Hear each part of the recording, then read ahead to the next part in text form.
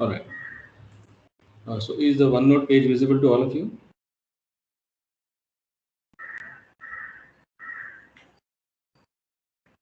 Yes, Hello? sir. Yes, sir. Okay. So yeah, we started with the non-inverting amplifier AC design, and I said that has got a slightly different circuit diagram. As you can see, this R1 is included there, and we also saw why that R1 was important. This R1, why it is important? Because it provides the biasing current, which otherwise wouldn't have been available to the input transistors. Okay, so you'll be given lower cutoff frequency, maybe the higher cutoff frequency, VL, VI, and VO. Okay, VI is the input voltage, VO is the expected output voltage. So you can, the very first step is selection of R1. I said it should be, the drop across R1 should be 1/10 of that of VBE. Because we know what is IB max, we can find that IB max from the data sheet. You will be in a position to find out the value of resistor R1 from this equation. Okay. Now the second step will be select I2. What is this I2? I2 is this current going through R2, and we are making sure that this is I2. We are making sure that this current, which actually is IB, is far more less than I2, or conversely I2 is far more greater than IB. So the entire part of I2 flows right through R3 also. Okay, we are going to make that assumption. So in order to have that particular condition, we'll have again I2, which is 100 times that of IB or IB max. IB max can be found from the data sheet.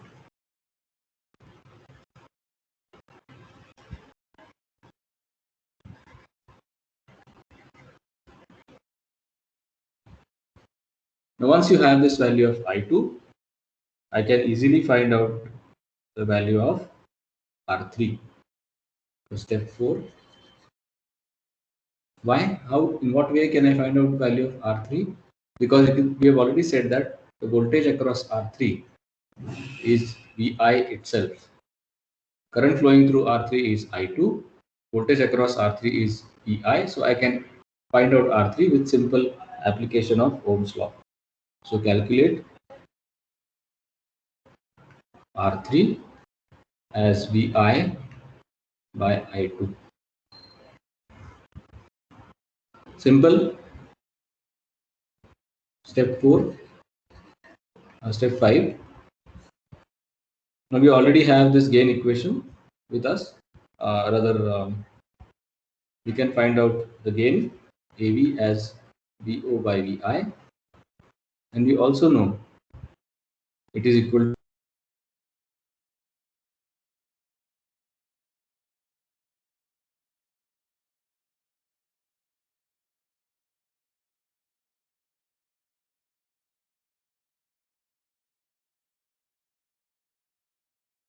time. Guys, am I audible?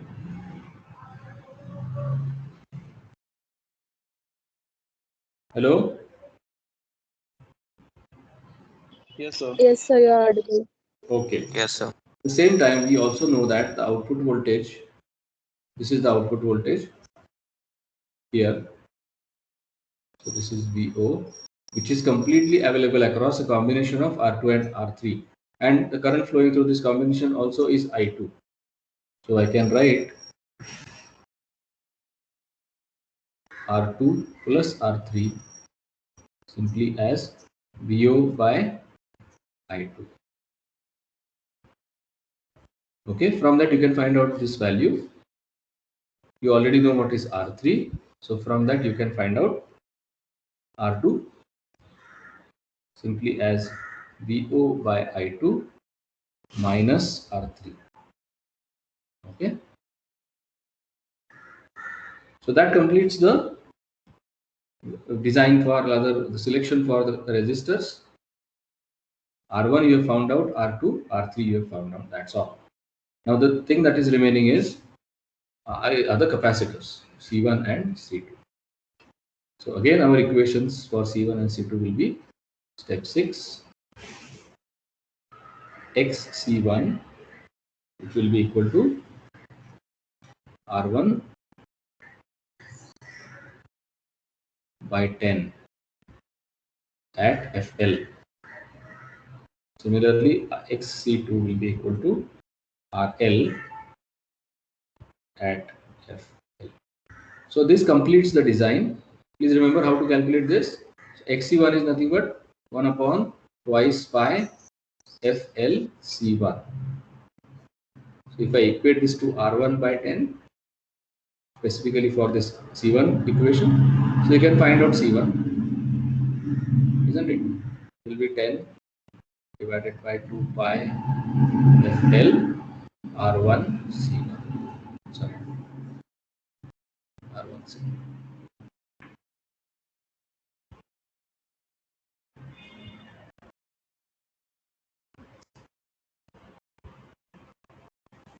Is it correct? No. Something is wrong here. Let me. Okay. You can always solve this. No issue with that. So it will be C1. Just take C1 here. Okay. 1 upon 10 into 2 pi FL R1. That should do it. Right? Is this correct?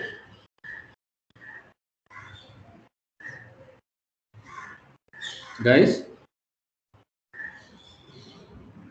The earlier equation was correct. I think it was correct earlier. Something is wrong today. Please confirm. So this goes here. This goes here. That's all. I mean, this is correct. Yes, sir. Okay. So in a similar way, you can find out the value of XC2. All right. One last step that is remaining for AC. Step 7. What is that step 7? Calculate the required slew rate. So slew rate, I'll call this as required, is 2 pi F Vp by 10 raised to 6. So what is this Vp? It is nothing but the peak voltage at the output, which you already know. So this is 2 pi F into Vi into the gain divided by 10 to the power 6. This will give you the required slew rate. So select the operational amplifier. I mean, just in this case, you have to verify, not select, because we have already selected the op amp and correspondingly found out the input bias current and then used it in the calculation. So instead of saying select, verify that the op amp slew rate is greater than or equal to slew rate which is required or calculated. All right. That completes the design. Have all of you understood this design of the non-inverting AC amplifier? Yes, sir. Okay. Now again, this is all with the understanding that the supply voltages are properly chosen. Okay, so all this is valid if, like, this is a special situation where we have to make sure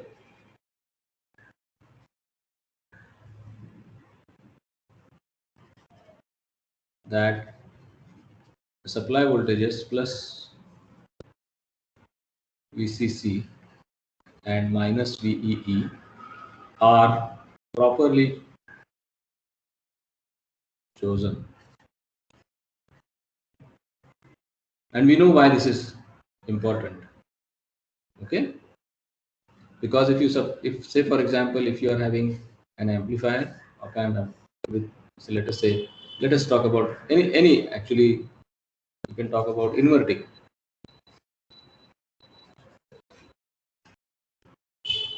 Okay, I can set this properly to the gain of, let us say, 100,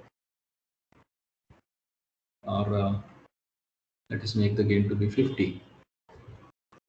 Okay, and if I apply input voltage, which is, let us say,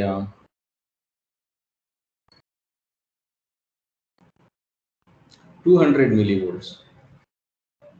So what is the expected output here? What is the expected output? 200 millivolts into 50. How much is that, guys?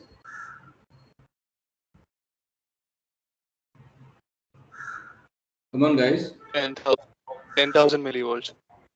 10,000 millivolts means what? How many volts? 10 volts. 10 volts. So you have to make sure this, of course, will be negative. But if your VCC and VEE are, let us say, 5 volts here and 5 volt minus 5 volts here, this is going to go wrong, because output will be never greater than 90% of VEE or VCC. VE in this case, so 90% of that would be how much? 90% of 5 would be minus 4.5 volts. So your output will be stuck at minus 4.5 volts instead of giving you minus 10 volts. So always you have to make sure that the VCC and the VEE are chosen properly. So in this case, if I don't want this to happen, what should I do? I should use VCC and VEE to be how much? Guys, this is the maximum voltage that will occur. This is the maximum voltage at the input, and of course the output is minus 10 volts. So I must make sure that VCC is greater than or equal to how much?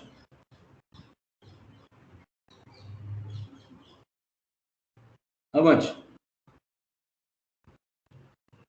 10 by 9. Right? How much is that? Nearly how much? Come on. Guys, please respond. Sir, 1.1. 1? Okay, it's percentage, so it should be 0.9. 10 divided by 0.9. So how much is it now?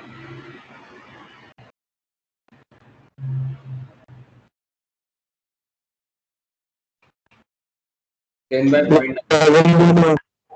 Yes? 11.1. 11.111.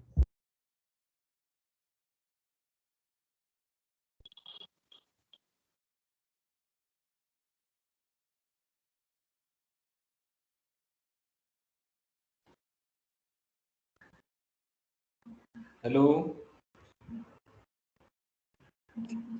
Yes, sir.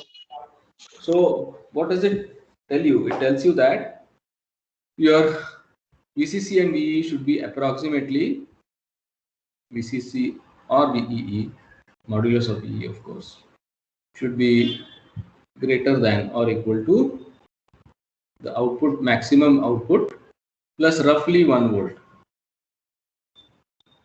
You can use this 90%, or you can use directly say that, okay, I want to have, I will make sure that it is VCC and VER plus 1 volt more than the maximum output voltage. Are you able to understand this?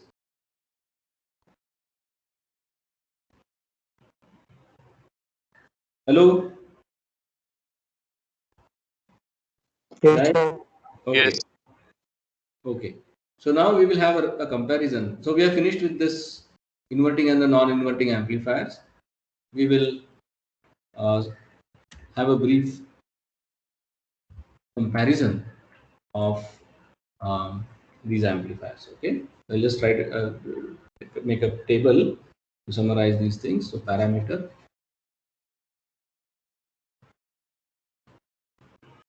this is for non-inverting amplifier. This is for inverting amplifier. The first parameter is voltage gain.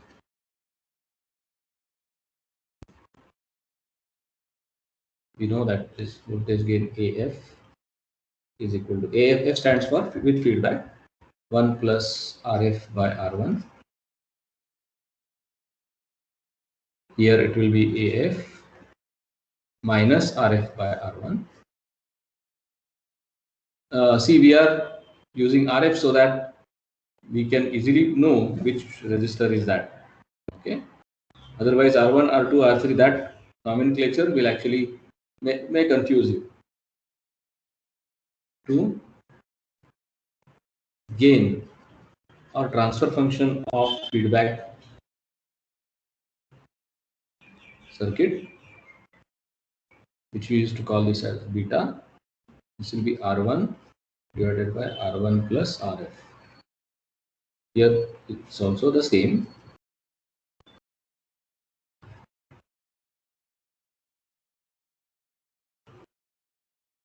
Important thing now is the input resistance.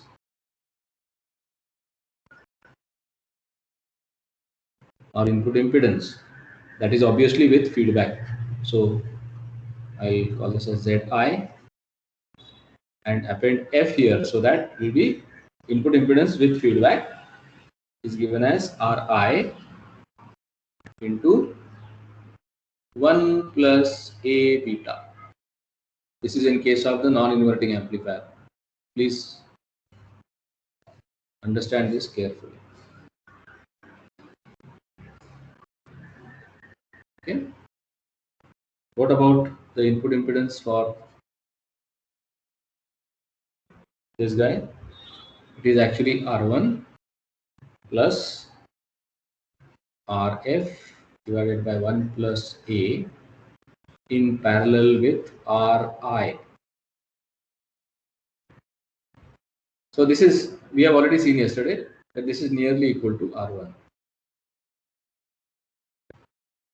For output resistance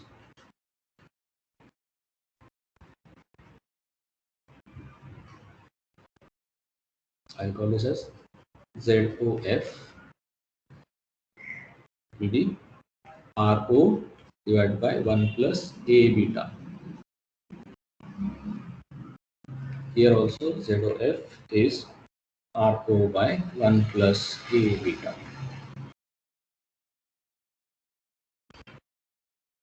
Now there are some other side effects of negative feedback, specifically the bandwidth. Okay, so bandwidth, that is F with the feedback, is actually the one with no feedback into 1 plus A beta. So actually you see that the feedback improves the bandwidth, increases the bandwidth.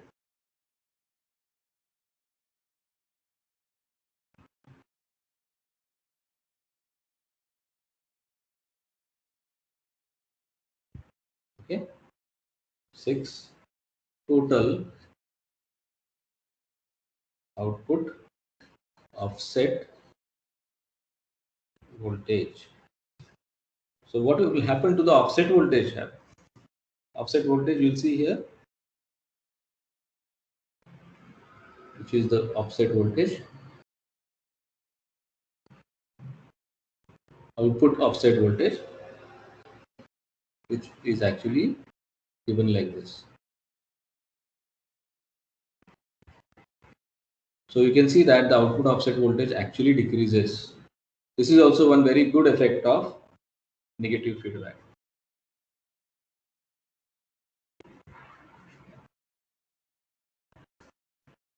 This is also the same here. So you see that the negative feedback, of course, has a lot of advantages. One of them is decreasing the output offset voltage.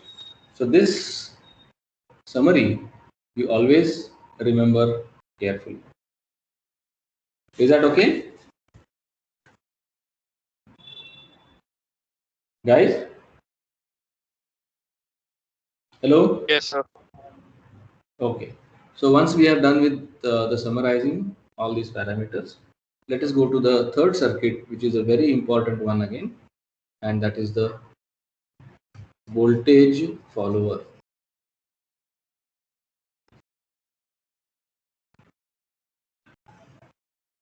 And you see that it is the simplest circuit to remember.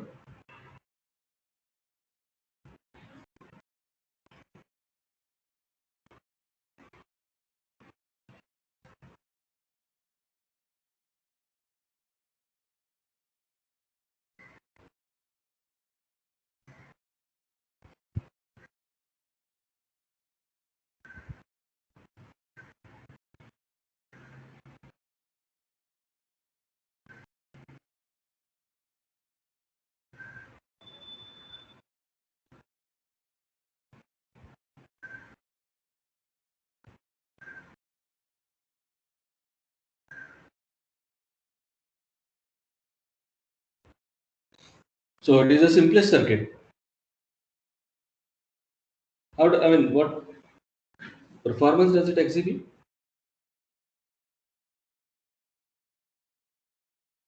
So if you remember the basics that we have discussed so far, if there is no VID, output will be 0. If there is no VID, output will be 0. But as soon as I apply VI over here, what will happen? What will happen to this VID? What will happen to this VID? It will be non-zero, right? So the operational amplifier will try to do what? Guys, what will the operational amplifier try to do? So it will try to reduce the difference. Yes, it will try to make sure that this VID is 0. Okay. In doing that, it cannot do anything over here, but definitely it can do something over here. So what will it do? It will raise this to VI itself. Because of this feedback, it will raise this VI inverting terminal voltage to VI, and then we can say that VID will be equal to 0 then. But in doing that, what is the voltage here now? It is directly connected, no? Yes, sir. So what is this voltage? Output voltage. This is also VI. So I can say very clearly that output voltage in this amplifier is equal to the input voltage, or there is a gain of 1. So this is also called as a unity gain amplifier. It is also called as the voltage follower.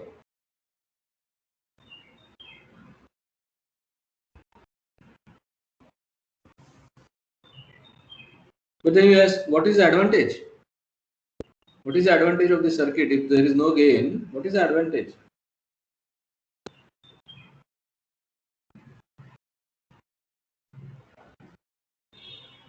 What will be the advantage? Do you understand that? Can you anticipate? Look at the input Sir, maybe, impedance. Yes.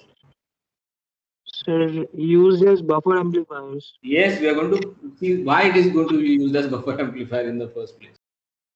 So ZIF, if you consider, that is the input impedance with feedback, it will be Ri. We already know this equation now. 1 plus A into beta.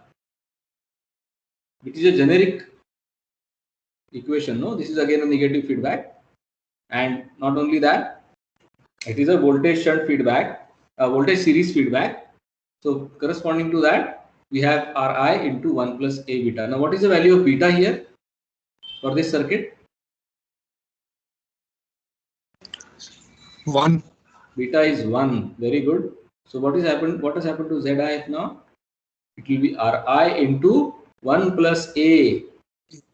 And we know that A is a very large value. quantity. Value. So what can you say about input impedance now? What can you say about it? Very, very high. Very, very high Yes, sir. Yes, sir. impedance. So this voltage follower circuit displays very high input impedance. Similarly, what will happen to the output impedance with feedback? We already know it is Rho by 1 plus A beta. This will translate to Rho by 1 plus A. Again, what can I say about this? Very, very Sir, low. very Yes. small output Very, impedance. very low output impedance. Yes, sir. So, are these two very good qualities? Yes, Remember sir. always Yes, that sir. for any amplifier we have said that the input impedance voltage, Should any be voltage high. amplifier we have said that the input impedance nearly, ideally should be infinite, and the Yes, output sir. impedance should be 0. So 0. this guy is coming close, very close to that. Are you able to understand this? Yes, sir. So this is an ideal sort of amplifier as far as the input impedance and the output impedances are concerned. But sadly, it is giving us only a gain of 1. So is it useful or Yes. is it useless? What I can do, where I can use this? Say I am having a source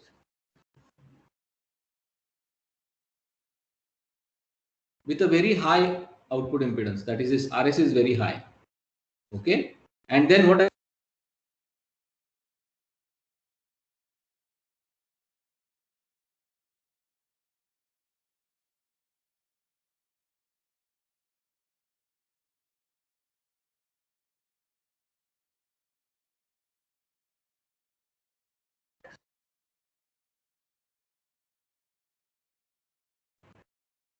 and again at the output I can use this amplifier.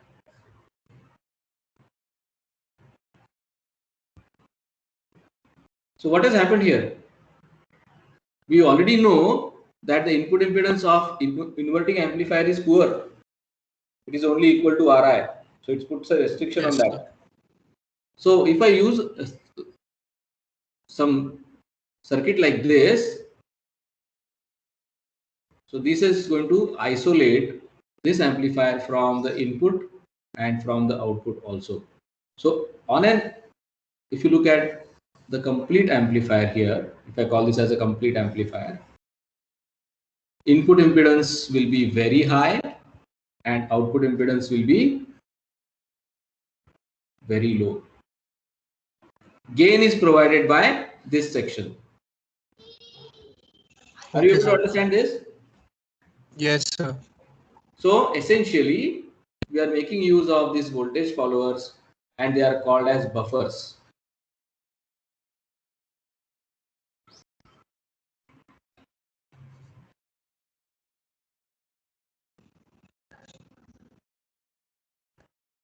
Is that fine?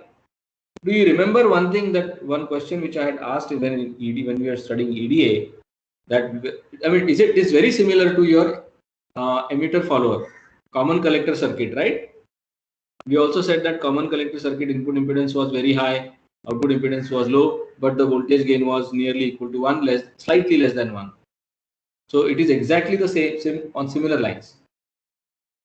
We said that the common collector amplifier, common collector configuration is normally used at the input side or at the output side for Yes. buffering purpose. Exactly the same. Your operational amplifier in this configuration behaves exactly the same. In fact, it is used in the same manner. Okay. Yes, sir. All right. Now let us see the design of this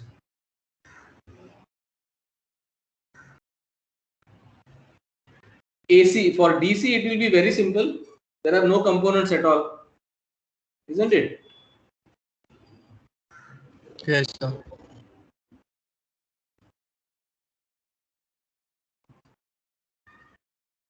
It is as simple as this. Just take an operational amplifier and rig it up like this. That's it. There is no design here whatsoever, except for selection of the operational amplifier. But for AC,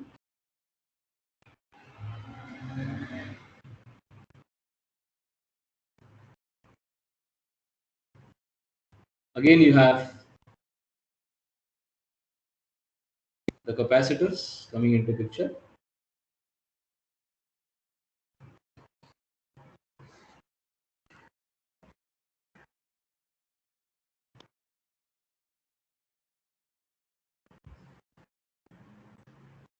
And naturally, we'll be using this R1 there. Again, output this will be your load.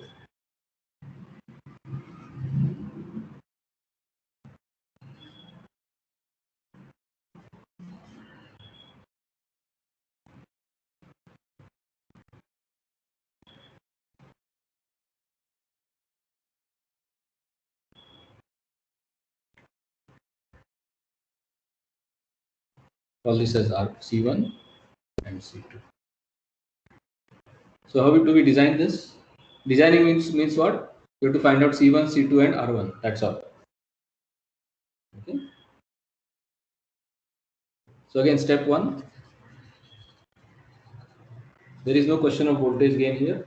We will directly start with R1 as 0.1 dBe, the same thing that we did last time, divided by IB max.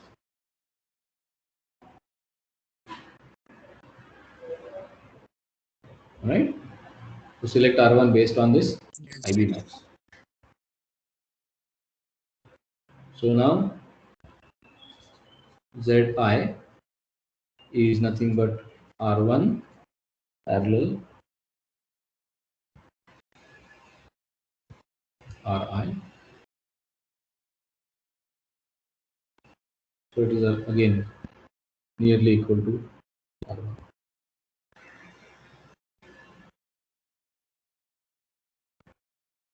And what is remaining? Step 2. Calculate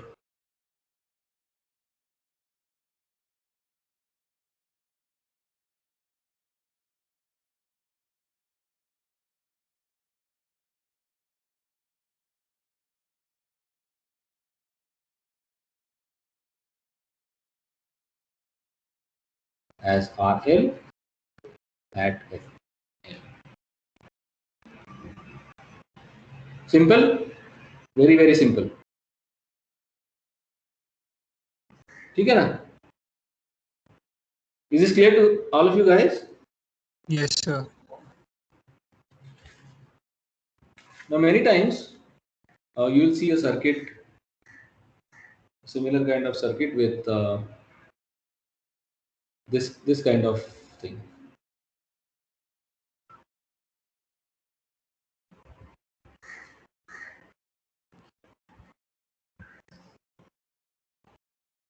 Now this is interesting.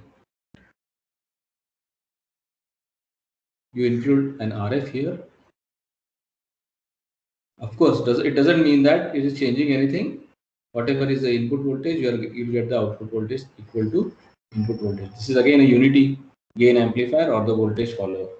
But the function of this RF, it is basically one. It is for the protection of input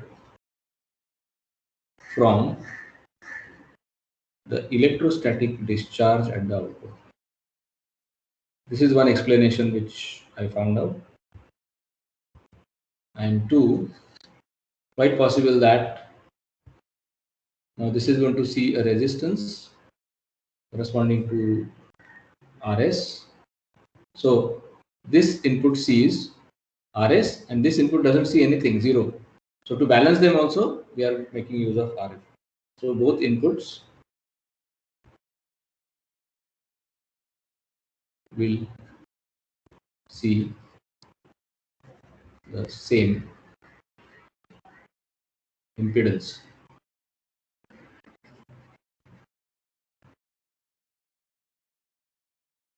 Okay? So these are the two reasons why we use this RF here. Of course, not always required. Okay? Is that clear to all of you? Yes, sir. So we have finished with the three basic applications, both AC as well as DC, inverting amplifier, non-inverting amplifier, and voltage follower. Now, many times you may be required to operate the operational amplifier with a single supply. Maybe it is not possible to get a dual supply. And by the way, how do you generate the dual supply? Dual polarity. So I'll briefly give you our supply for op amps. So how do you generate the dual power supply in the first place? Dual polarity power supply. I think I have already done this long back. If you remember that if I want to generate a dual polarity power supply, I take two batteries, connect them like this. This is plus, let us say plus E. This is also plus minus E. That is the EMF of the battery. And this point I ground, the center point I ground. So obviously with respect to the ground, the voltage here between these 2 points is plus E and the voltage here between these 2 points is minus E. Remember the ground is higher than this point. Alright, so this is how you will generate the dual power supply. Have you understood the concept? Dual polarity power supply, guys? Yes, sir. These are very important concepts. Please understand them very carefully and remember them, of course. So in case of, if you want to derive this from the main supply, how do you do it? A modified version of rectifier you will require. So this is the step down transformer. You have the regular bridge rectifier.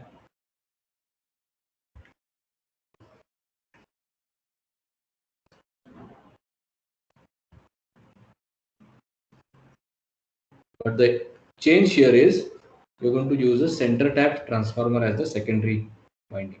Center tap transformer. Okay, this goes here.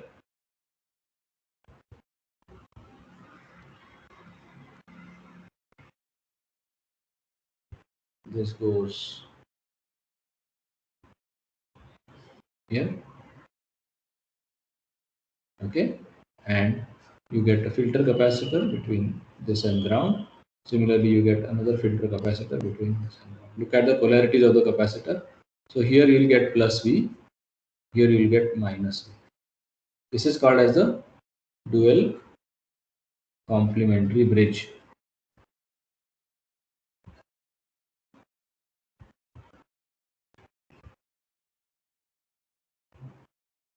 rectifier. See the difference? And then you can use a regulator, a 3-terminal regulator, for example. Let us say 7815, 7915. This gives you my plus 15 volts. This gives you minus 15. Of course, you have to think about the current ratings also.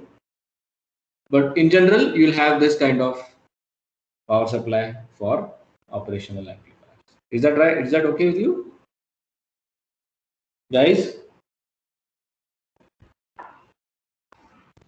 Yes, sir. Sir. This will be your 230 volt RMS, single phase, 50 hertz.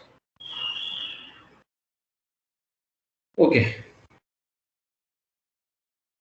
That is the dual polarity power supply. There are some things which are required then. Another circuits. There is another interesting circuit that we will see today. It's very simple. We have what is called as a peaking amplifier.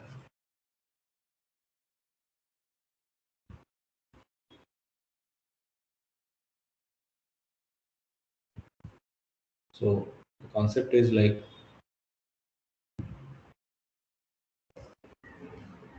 this is necessarily an inverting configuration.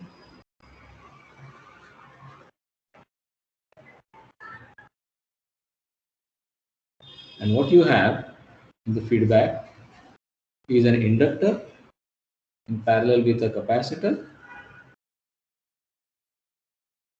Of course, you should have this RF feedback resistor. This is R1. This is L. This is C. So how will the response be?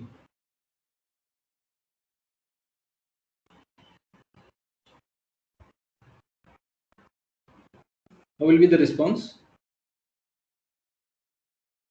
guys?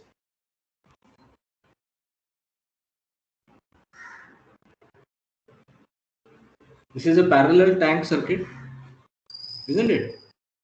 So what is the speciality of such a kind of circuit? You must have done this.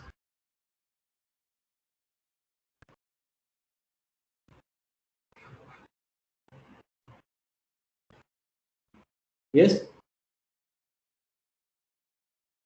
What is the speciality?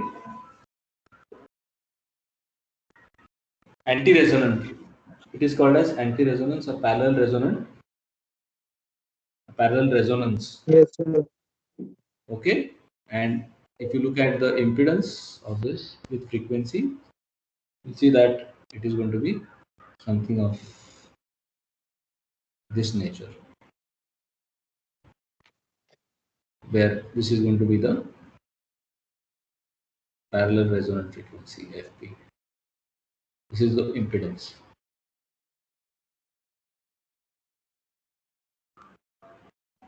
All right.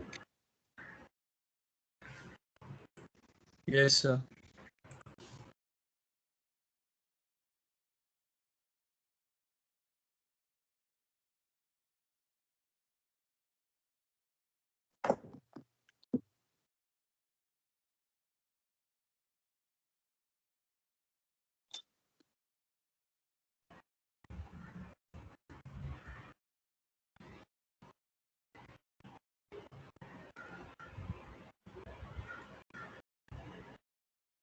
Hello, guys.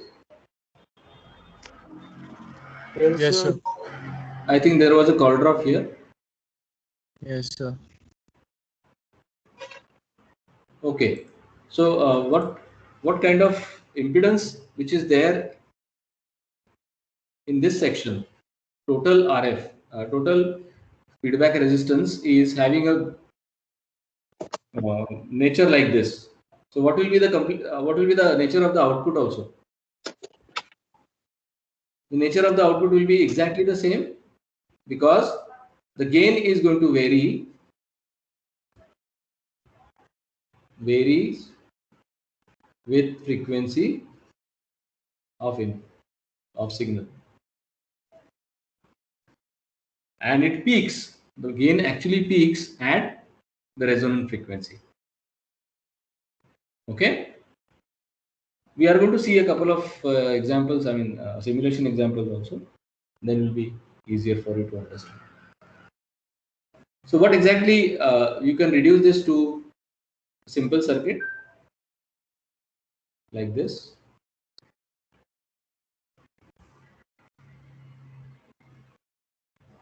So, this is your R1. This entire thing you can reduce to like this and call this as ZL. So, this is actually ZL.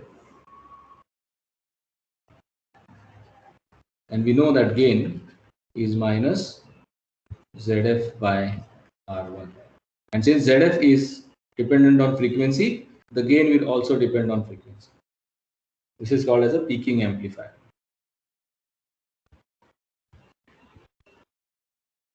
This parallel resonant frequency, however, is given as 1 upon 2 pi under root LC. If the quality factor of the coil is greater than or equal to 10. This quality factor is the figure of merit, which you must have already studied. Right? So, if I want to look at the equation for the overall feedback, overall gain, it will be minus RF parallel this RP divided by R1.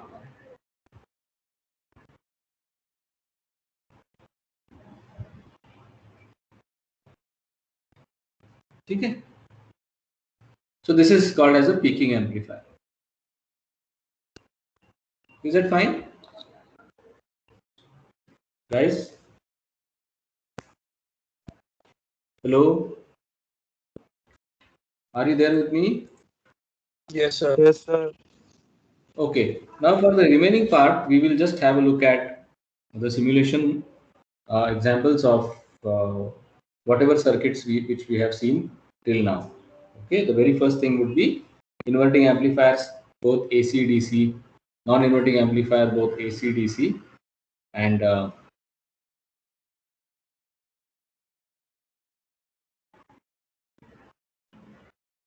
the voltage follower also. Okay. So let me switch to multisim.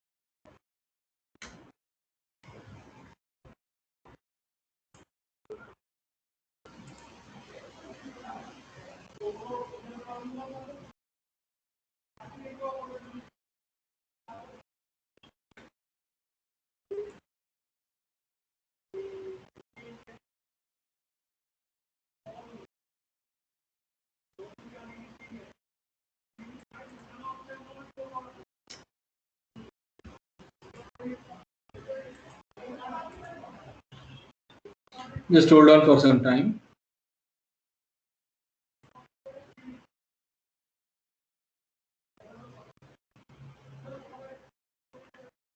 Okay, there we go.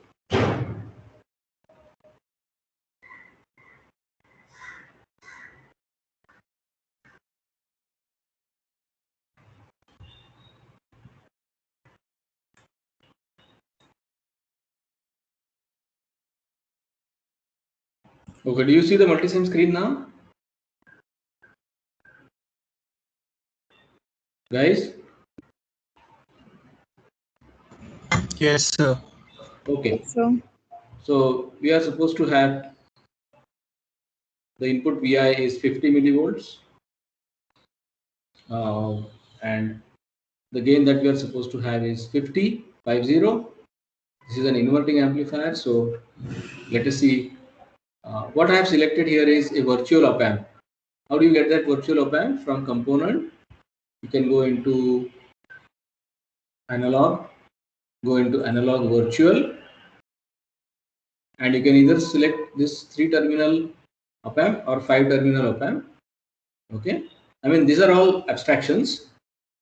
In reality, you'll get a different one. I mean all these pins will have to be considered. So I'm selecting here 5-terminal, in the sense the VCC and the VE terminals are also visible. You can simplify that with this also. Okay, to begin with. So okay, I will just I've selected this 5-terminal one and connected the VCC to and VE to that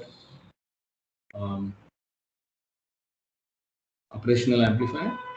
So these are the various things which you can set. Okay, now this is a virtual op amp, but you can still set the parameters like offset voltage. I'm keeping as 0. Input bias current I'm keeping as 500 nanoamperes, which is very similar to the IC741. Okay, and other things like look at the open loop voltage gain. It is 200,000. Okay, huge voltage gain. These are the normal values.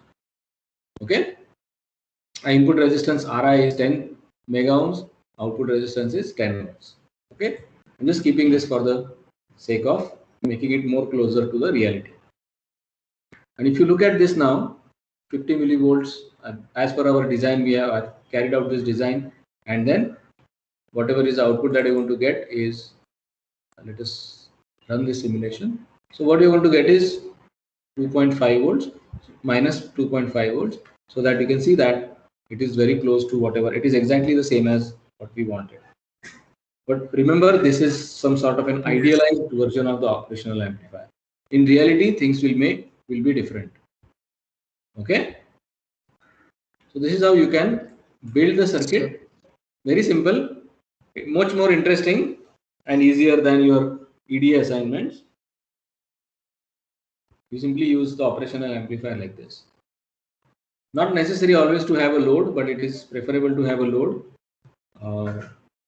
so that you are not measuring the floating output voltage. Okay. So this is the idealized version.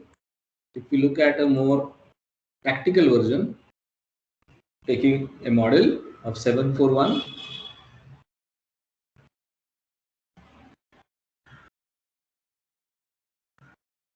Okay.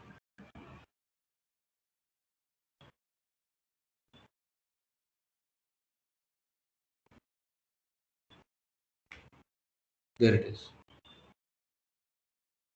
So this is a model, SPICE model of 741, and I'm using the same values. You see what is the difference here in the output, guys? Hello?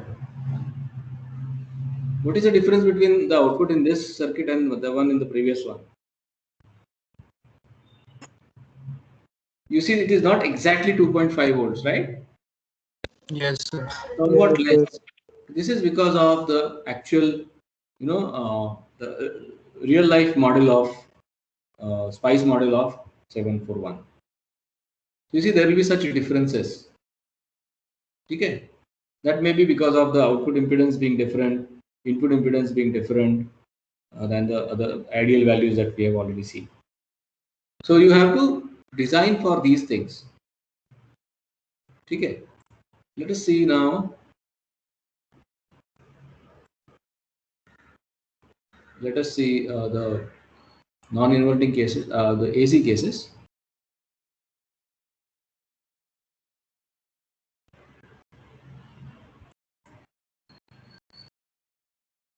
So as I said, you are having two capacitors over here, and I'm using. So you can just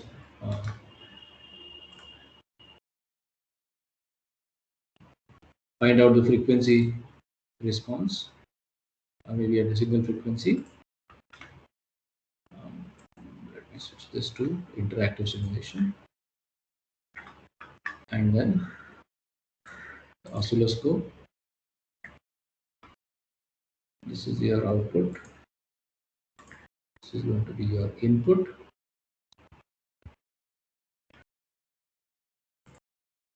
Okay,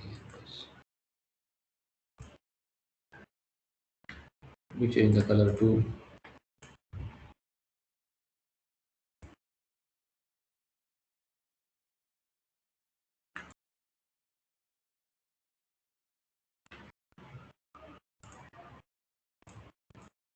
this is the output, this is the input. You clearly see that there is a gain. All right? Are you able to see this? There is also a phase Yes, shift. sir. All right. Now, if I go for the frequency response,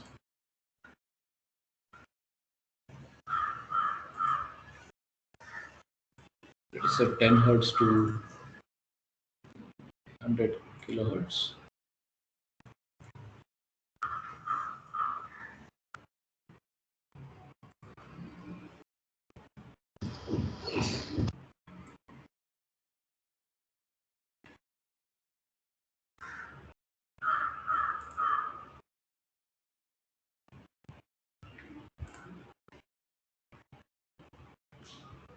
So what you get is a very similar kind of do away with this.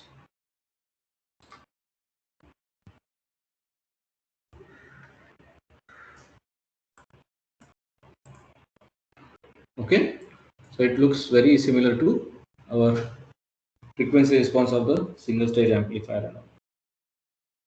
You can find out the bandwidth with a similar method. Okay, okay, guys, have you understood? Yes, sir. Okay, I think we are already